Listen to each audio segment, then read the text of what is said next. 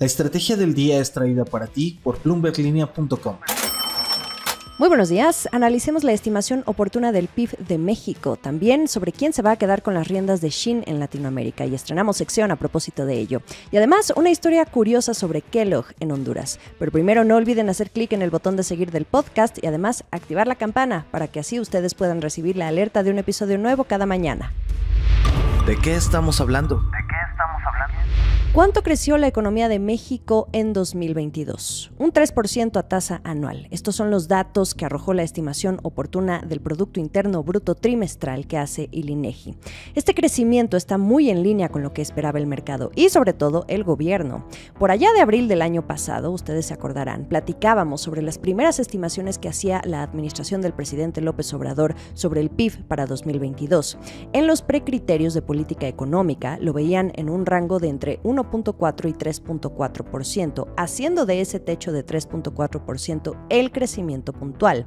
Sin embargo, en septiembre, ya conociendo los criterios de política económica, ese rango se ajustó a uno de entre 1.9 y 2.9%. Le bajaron un poquito a su optimismo, pero seguía siendo considerado como tal. Y bueno, equivocado el gobierno, no estuvo. Se dio esa expansión, al final fue de 3% del PIB. ¿Y a qué se debió?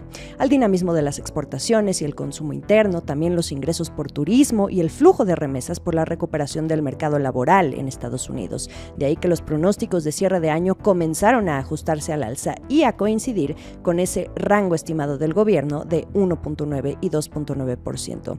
Y esto pues le sentó muy bien a Hacienda, porque el 30 de enero el subsecretario Gabriel Llorio, durante la conferencia de prensa por el reporte de finanzas públicas del país, no desaprovechó la oportunidad de recordar y presumir que el crecimiento económico de México estuvo por arriba del consenso de varios analistas. Incluso cuestionó que durante el año pasado se observó una divergencia inusual entre la percepción de la economía de los tomadores de decisiones comparada con la de los analistas, que a la mitad de 2022 creían que el crecimiento de México sería de entre 1.6 y 1.8%. También apunten ustedes al efecto nearshoring. Llorio dijo que la relocalización de las empresas sonaba para muchos como algo que no era tangible, aun cuando ya se tenía evidencia de la presión en los precios de la renta y sobre todo en la demanda de parques industriales y enclaves logísticos y manufactureros. Para Hacienda, el nearshoring sí es una realidad y esto generaría un mayor dinamismo en términos comerciales y de empleo que finalmente terminen por hacer crecer más a la economía mexicana. Esto es el dato del día. Ahora vayamos al comparativo. Si, de acuerdo con la estimación oportuna del INEGI, México logró crecer 3% en 2022, ¿fue suficiente para dejar atrás la arrastrada que ocasionó la pandemia? Un análisis de Banco Base, cortesía de la directora de Análisis Económico Gabriela Siller, dice que el PIB de México sigue mostrando un rezago. Este sería de 0.88% con respecto a 2018 y de 0.69% con respecto a 2019. Y en términos per cápita, el PIB de 2022 aún muestra un rezago de 4.7% respecto al PIB per cápita que se veía en 2018. Banco Base estima que esto va a terminar de recuperarse hasta 2027. Y ahora veamos a México contra el mundo. Sigue rezagado al ubicarse en la posición 39 de las 45 economías más grandes del mundo en términos de recuperación económica.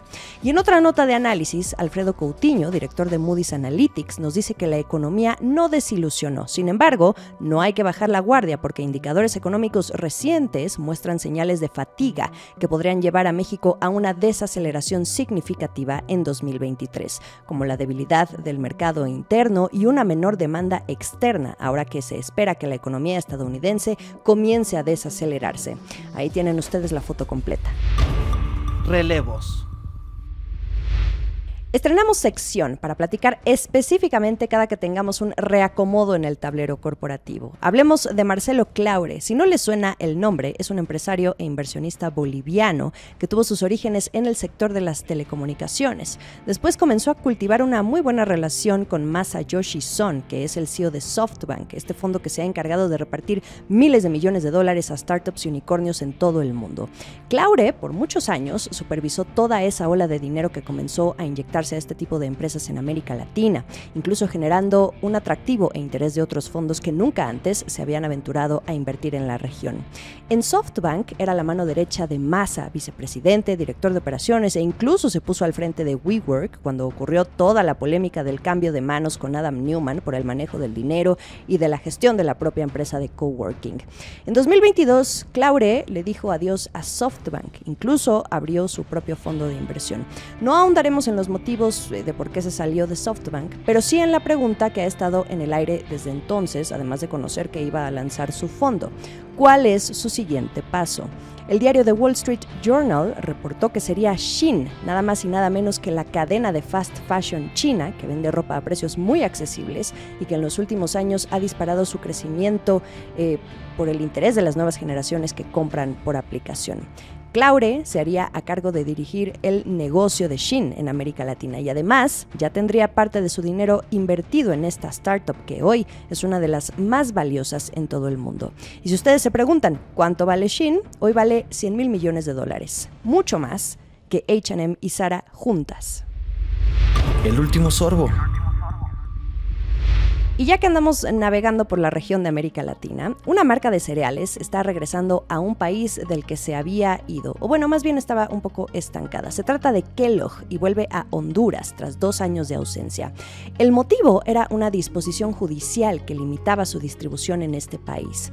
Kellogg estaba imposibilitada de vender sus productos por una disputa legal con Diapa, una empresa distribuidora con la que mantenía un contrato desde 1972 y un convenio de exclusividad desde 1999.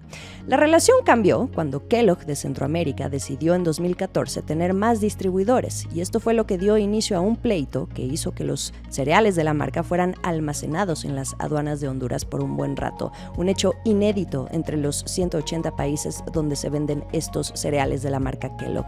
En noviembre pasado, Bloomberg Línea informó que Kellogg había finalmente establecido una alianza con otro grupo, el hondureño Farinter, como el nuevo distribuidor exclusivo de sus cereales. Una historia curiosa de una de las grandes multinacionales de este planeta.